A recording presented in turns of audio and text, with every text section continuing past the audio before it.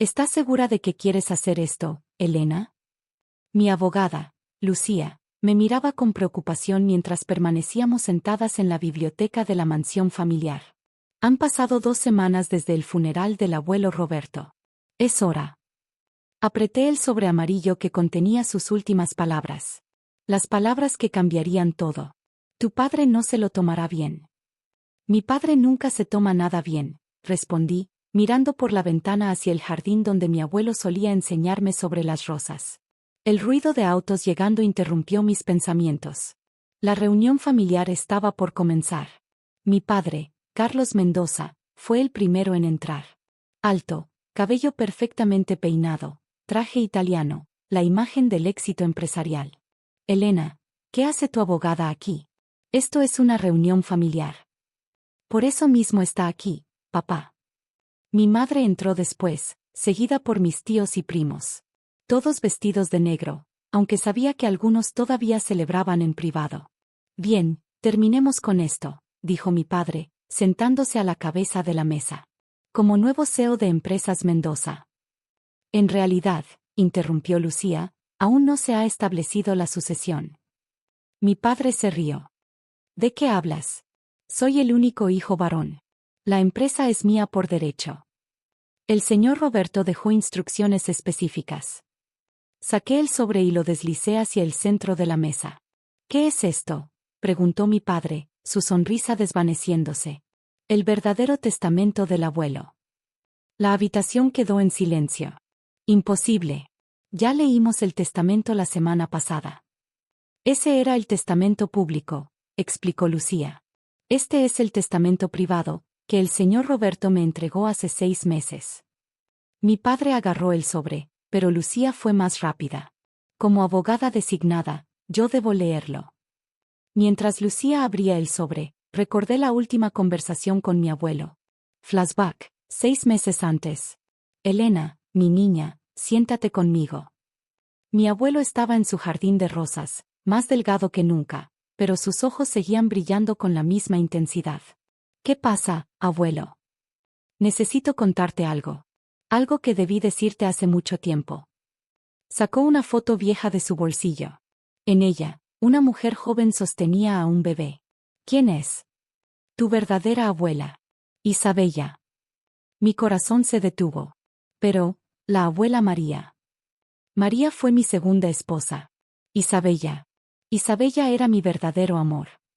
Me contó una historia de amor y traición. Como su familia lo obligó a casarse con María por conexiones empresariales. Como Isabella desapareció con su bebé, mi padre. Tu padre no lo sabe, pero él no es un Mendoza de sangre. ¿Qué? Carlos es hijo de Isabella y, mi mejor amigo, Antonio. Yo los ayudé a escapar, pero María los encontró. Antonio murió en un accidente, e Isabella desapareció. ¿Por qué me cuentas esto ahora? Porque tú, mi niña, eres diferente. Veo en ti la misma bondad que vi en Isabella.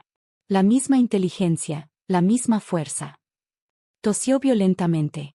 El imperio Mendoza fue construido con sangre y mentiras. Necesita ser limpiado. Y tú eres la única que puede hacerlo. Presente. Lucía comenzó a leer. Yo, Roberto Mendoza, en pleno uso de mis facultades mentales, declaro este mi último testamento. Mi padre sonreía con confianza, pero yo sabía que esa sonrisa no duraría mucho. Porque el sobre no solo contenía el testamento. También contenía la verdad sobre nuestra familia. Una verdad que mi padre nunca quiso escuchar. Lucía continuó leyendo el testamento mientras observaba cómo la expresión de mi padre cambiaba con cada palabra. Y por lo tanto, designo como única heredera y CEO de Empresas Mendoza a mi nieta, Elena Mendoza. Esto es ridículo. Mi padre golpeó la mesa con sus puños. Debe ser una broma. No he terminado, dijo Lucía calmadamente, sacando otro documento. Hay una carta que debe ser leída. Mi querida familia, si están leyendo esto, significa que finalmente encontré el coraje para decir la verdad. Una verdad que he guardado por 40 años. Mi padre se levantó bruscamente. No necesitamos escuchar más. Este testamento es claramente inválido. Impugnaremos. Siéntate, Carlos, interrumpí. O todos se enterarán porque el abuelo realmente te excluyó de la empresa. Su rostro palideció. ¿De qué hablas? ¿Por qué no les cuentas sobre Isabella? El nombre cayó como una bomba en la habitación. Mi tía Gabriela, la hermana menor de mi padre, jadeó. ¿Isabella? ¿La mujer de las fotos viejas? Mi padre se dejó caer en su silla.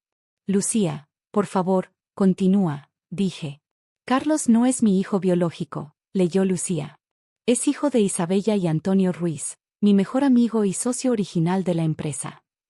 Los murmullos llenaron la habitación. Isabella y Antonio se amaban, pero mi familia me obligó a casarme con María por el bien de la empresa. Les ayudé a escapar, pero María los encontró. Mi madre tomó la mano de mi padre, pero él la apartó. Antonio murió en un accidente que nunca fue accidental. Isabella desapareció, dejando a su bebé, Carlos, atrás. Lo adopté legalmente y lo crié como mío, esperando que algún día entendiera el valor del amor sobre el poder. Mentira, gritó mi padre. Todo esto es una mentira. Saqué otro sobre de mi maletín. Pruebas de ADN, papá. El abuelo las hizo hace 6 meses. ¿Me espiaron? No fue necesario. Tu taza de café en las reuniones directivas fue suficiente. Mi padre me miró como si me viera por primera vez. ¿Tú lo sabías todo este tiempo? El abuelo me lo contó antes de morir. Me mostró las fotos, las cartas, todo. ¿Por qué a ti? Porque vio en mí lo que nunca vio en ti, compasión.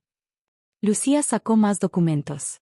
El señor Roberto también dejó evidencia de ciertas irregularidades en la gestión de la empresa bajo la supervisión del señor Carlos. Mi padre se puso pálido. Cuentas offshore, contratos fraudulentos, sobornos. Elena, mi padre cambió su tono a uno suplicante, podemos arreglar esto. Somos familia. ¿Familia? Me reí amargamente. Como cuando me negaste la oportunidad de trabajar en la empresa porque las mujeres no sirven para los negocios.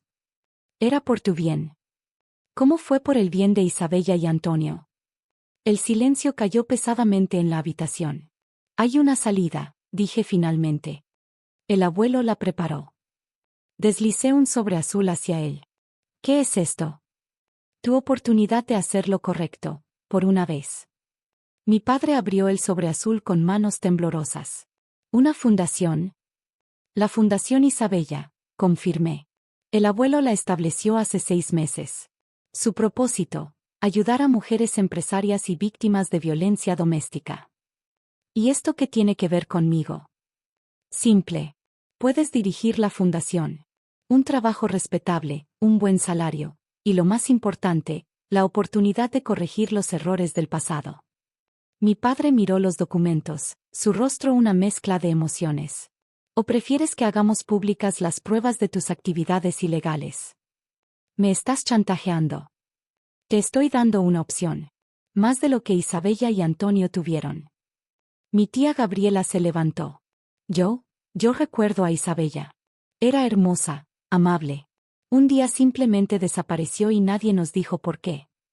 Porque nuestra querida madrastra María se aseguró de que nadie hiciera preguntas, respondí. María está muerta, gruñó mi padre. Sí, pero sus acciones siguen teniendo consecuencias. Lucía sacó un último documento. Hay algo más que deben saber. El señor Roberto contrató investigadores privados. Encontraron a Isabella. Mi padre levantó la vista bruscamente. Está viva. En un pequeño pueblo en España. Ha estado siguiendo la vida de Carlos desde lejos todos estos años. Las lágrimas comenzaron a correr por las mejillas de mi padre. ¿Ella está viva? Y quiere verte, dije suavemente. El abuelo arregló todo antes de morir. Ella está esperando. Mi padre se cubrió el rostro con las manos. Por primera vez en mi vida, lo vi vulnerable, humano. ¿Por qué? Susurró. ¿Por qué el viejo hizo todo esto? Porque te amaba, respondí. Te amó lo suficiente para adoptarte, para darte su nombre, para intentar enseñarte valores. Pero también amaba a esta empresa y sabía que bajo tu liderazgo, se convertiría en algo corrupto. Me levanté y caminé hacia la ventana, hacia el jardín de rosas. El abuelo me enseñó que las rosas más hermosas necesitan tanto cuidado como firmeza. Demasiado agua las ahoga, muy poca las mata. Es un balance. Me volví hacia mi padre. Tienes una hora para decidir. La fundación o las consecuencias legales. Salí de la biblioteca con Lucía, dejando a mi padre con sus pensamientos. Una hora después, firmó los documentos de la fundación. 2 semanas después, estaba en un avión hacia España. La empresa comenzó su transformación bajo mi liderazgo. Implementamos políticas éticas, programas de responsabilidad social, oportunidades igualitarias. El jardín de rosas del abuelo sigue floreciendo. Y en algún lugar de España, un hijo finalmente se reunió con su madre.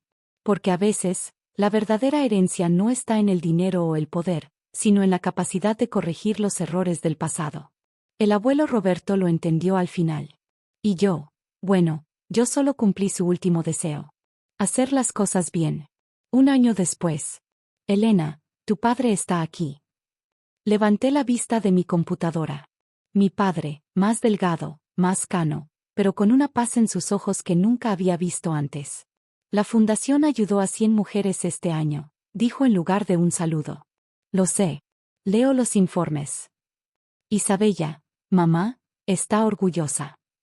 Sonreí. Café. Sí. Y tal vez, ¿podamos hablar sobre esas rosas? Las del jardín del viejo, de papá. Están necesitando cuidado. Me alegra que por fin lo entiendas. Porque a veces, las segundas oportunidades florecen tan hermosamente como las rosas del abuelo.